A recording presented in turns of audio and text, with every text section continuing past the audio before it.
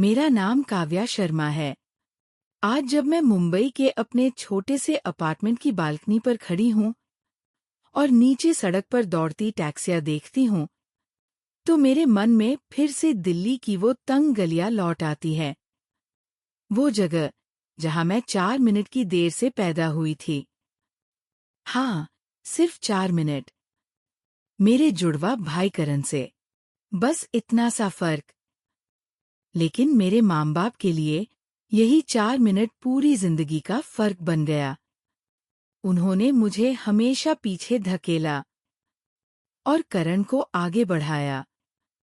पहली बार मैंने ये फर्क 5 साल की उम्र में महसूस किया। हम उस तंग गली में रहते थे जहाँ दिवाली पर हर घर में पटाखे फूटते थे और गर्मियों की शामों में मोहल्ले के बच्चे सड़क पर क्रिकेट खेलते थे। एक दिन करण साइकिल से गिरा। मैंने देखा। माँ ने तुरंत अपना दुपट्टा फेंका और दौड़कर उसे गोद में उठा लिया। वो बोली, अरे मेरा राजा बेटा, दर्द तो नहीं हो रहा? चल, चॉकलेट खा ले। कुछ ही देर बाद मैं उसी साइकिल से गिर पड़ी। घुटना छिल गया, खून निकल आया। मैंने माँ की तरफ देखा। उम्मीद थी कि वो आएंगी, लेकिन उन्होंने बस एक रुमाल थमा दिया।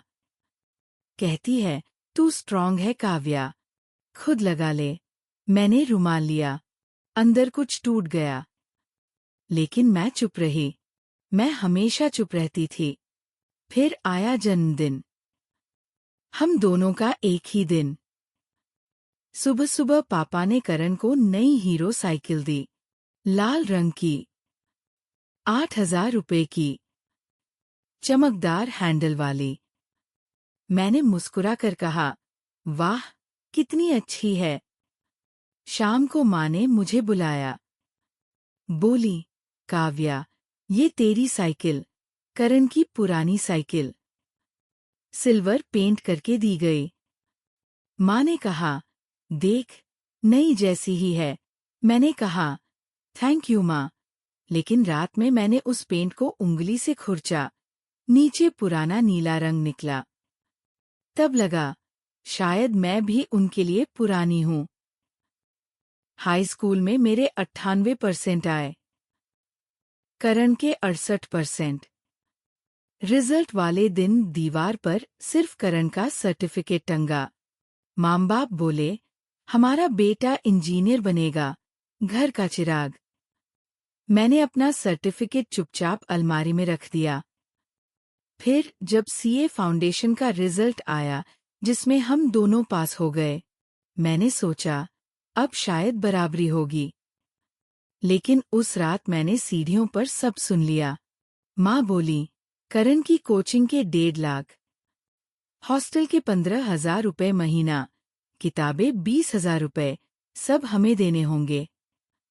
पापा बोले, हाँ, और काव्या तो समझदार है, आर्टिकलशिप करके खुद निकाल लेगी। बेटियां तो यही करती है। मेरे हाथ कांप रहे थे। उस रात मैंने रोते रोते खुद से ये वादा किया कि मैं इनसे कभी 1 रुपया नहीं मांगूंगी। कॉलेज शुरू हुआ। करण दिल्ली में बढ़िया से एसी हॉस्टल में रहता था, नई स्विफ्ट में घूमता था, कॉफी डेट्स पे जाता, सीपी में घूमता, पार्टीज करता था। उसे हर महीने 20,000 रुपए पॉकेट मनी मिलती थी। और मैं दिल्ली से 30 किलोमीटर दूर एक पीजी में रहती थी, जिसका किराया 5,000 रुपए महीना था। टाइम से पहुंचने के लिए मुझे सुबह 6 बजे बस पकड़नी होती थी और वापस घर पहुंचते पहुंचते रात के 11 बज जाते थे।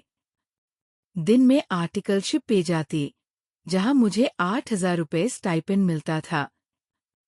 शाम को कुछ बच्चों को ट्यूशन देती थी, जहां से 2,000 बन जाते थे, और रात को 11 से 2 पढ़ाई करती थी। एक दिन कैंटीन में मुझे करण मिला। नई जैकेट, नई घड़ी और चेहरा चमकता हुआ। हंसकर बोला, दीदी, तुम थकी लग रही हो। टाइम मैनेजमेंट सीखो ना। मैंने बस मुस्कुरा दिया, पर अंदर कुछ जल उठा। आईपीसीसी की फीस में 40,000 रुपए कम थे। मैंने माँ को फोन किया। कहा, माँ, इस बार मदद कर दो, लोन भी चलेगा। पर माँ बोली, बेटी हमारे पास पैसे नहीं हैं, हमें करण की फीस भी तो देनी है। तू तो स्ट्रांग है, कहीं और से मैनेज कर ले। फोन रखते वक्त मेरी आंखें भर आई और मैंने सोचा कि मेरे साथ ऐसा व्यवहार क्यों। फिर उस रात मैंने आईसीए मेरिट फॉर्म भरा। कुछ दिनों बाद मैं मिली प्रोफेसर गुप्ता से। उन्होंने कहा, तुम में काबिलियत और डिसिप्लिन है और मुझे ऐसे ही एक असिस्टेंट की जरूरत है। अगर तुम चाहो तो मेरे साथ काम कर सकती हो। जानते हुए कि ये एक अच्छा मौका है, मैंने तुरंत हाँ कह दिया। 3 महीने बाद एक ईमेल आई, नेशनल मेरिट नॉमिनेशन। एक दिन जब मैं पीजी आई तो देखा कि एक लेटर आया है।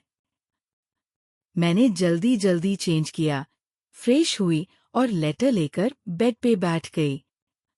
मेरे हाथ कांप रहे थे, मन में डर और एक्साइटमेंट दोनों थी। मैंने लेटर खोला और उसमें लिखा था, बधाई हो, आप नेशनल टॉपर हैं। आपको 5 लाख रुपए की स्कॉलरशिप और डेलोइट मुंबई में प्लेसमेंट मिली है। अगले दिन मैंने माँ को इस बारे में बताया। माँ बोली, अच्छा है। वैसे करण को उसके प्रोफेसर ने गार्डन पार्टी में बुलाया है, वो भी बहुत खुश है। मैंने शांत स्वर में कहा, ठीक है। अब मुझे उनकी तारीफ की जरूरत नहीं थी। फाइनली कॉन्वोकेशन का दिन आ गया। सभी स्टूडेंट्स की तरह मैंने भी अपने परिवार को बुलाया। पूरा हॉल भरा था। मैं बहुत खुश थी और फिर मेरा नाम पुकारा गया, काव्या शर्मा, बिना किसी पारिवारिक सहयोग के अपनी मेहनत से नेशनल टॉपर। पूरे हॉल में तालियां गूंज उठीं। माँ का चेहरा सफेद, पापा की आंखें चौड़ी, रिश्तेदार फुसफुसाए, ये वही काव्या है जिसे घर वाले सपोर्ट नहीं करते थे। जब मैं स्टेज पे गई तो मेरा मन बहुत भरा हुआ था। मैंने अपने इमोशंस को कंट्रोल किया और बोला, थैंक यू। मैंने बहुत सी परेशानियां झेली पर ये सब अकेले किया है और मैं खुद पे बहुत प्राउड हूँ। नीचे उतरते ही माँ भाग कर आई, काव्या, हमें पता नहीं था। मैंने कहा, हाँ माँ, आपको पता नहीं था, क्योंकि आपने कभी पूछा ही नहीं। आज मैं मुंबई में डेलोइट कंपनी में सीए हूँ। मेरा 20 लाख का पैकेज है। अपार्टमेंट की दीवार पर अब मेरा मेडल है। थोड़े दिन पहले माँ का मैसेज आया, घर आ जाओ, सेलिब्रेट करेंगे। मैंने लिखा, बिजी हूँ, नहीं आ पाऊंगी। मैंने घर बस एक लिफाफा भेजा। अंदर सिर्फ ऑफर लेटर। कोई नोट नहीं, कोई साइन नहीं, बस सबूत। मेरे माँ बाप सोचते थे कि उन्हें सिर्फ करण को ही सपोर्ट करना चाहिए क्योंकि वो डिजर्व करता है, मैं नहीं। शायद वो सही थे। मैं डिजर्व नहीं करती उनका सपोर्ट और आज उस वजह से ही मैं इंडिपेंडेंट हूँ। मैंने डिजर्व नहीं किया, पर सब कुछ खुद से कमाया है। और बदला? बदला चिल्लाने में नहीं होता। बदला है चुपचाप इतना आगे निकल जाने में कि लोग सिर्फ देखते रह जाए। अगर आपके साथ भी ऐसा हुआ है, अगर आप भी चुपचाप तूफान बने हैं, तो कमेंट में अपनी कहानी लिखिए। शायद अगली कहानी आपकी हो। लाइक करें, सब्सक्राइब करें और याद रखें, बेटियां कमजोर नहीं होती, वो चुपके से तूफान बनती है। मिलते हैं अगली कहानी में। जय हिंद।